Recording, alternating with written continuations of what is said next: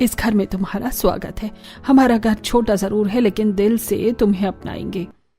माँ जी, हमें बड़े घर का नहीं बल्कि अपनेपन की जरूरत है। हम सब मिलकर इस घर को खुशियों से भर देंगे। जी माँ जी, आपने हमें बहू बनाकर जो सम्मान दिया है हम उसे कभी नहीं कम होने देंगे। हम पांचों बहनें हमेशा साथ रही हैं, अब यहाँ भी मिलकर हर जिम्मेदारी निभाएंगे। घर चाहे छोटा हो या बड़ा, अगर लोग अच्छे हों तो वही सबसे बड़ा सुख होता है। और माँ जी, हम सबको खाना बनाना भी बहुत पसंद है। आपके लिए रोज नए नए पकवान बनाएंगे। बहुओं की मीठी बातें सुनकर सुगंधा और माधव की आंखों में खुशी के आंसू आ गए, लेकिन बाहर गली में कुछ पड़ोसनें खड़ी होकर तमाशा देख रही थी। जैसी पांचों बहुएं आंगन में आई, पड़ोसनों ने ताने मारना शुरू कर दिया।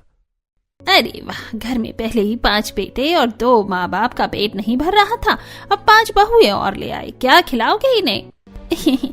सही कह रही हो सुषमा, शादी तो कर ली लेकिन बहुओं को खिलाने की हैसियत है भी या नहीं, ये भी सोचना चाहिए था। कहीं ऐसा ना हो कि बहुएं 2 दिन में मायके वापस भाग जाएं, क्योंकि यहाँ तो चूल्हा भी मुश्किल से जलता है। अरे बहनों, अभी देखना, कुछ ही दिनों में ये बहुएं भी समझ जाएंगी कि किस घर में आ गई हैं। पड़ोसनों की बातें सुनकर पांचों बहुएं एक दूसरे का चेहरा देखने लगी। उन्हें समझ में नहीं आ रहा था कि ये लोग ऐसा क्यों कह रही हैं। तभी सुगंधा वहां आ गई। बेटियों, तुम लोग इनकी बातों पर ध्यान मत दो। गांव में कुछ लोगों को दूसरों की खुशी देखी नहीं जाती। लेकिन माँ जी, ये लोग ऐसा क्यों कह रही थी कि घर में खाने की कमी है?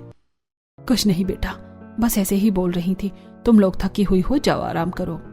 सच में माँ जी, सुबह से शादी की रस्मों में बहुत थक गए हैं। कल सुबह हम सब मिलकर पहली रसोई बनाएंगे, तब सबको अच्छा खाना खिलाएंगे। हाँ बेटा, जैसा तुम्हें ठीक लगे। रात हो गई।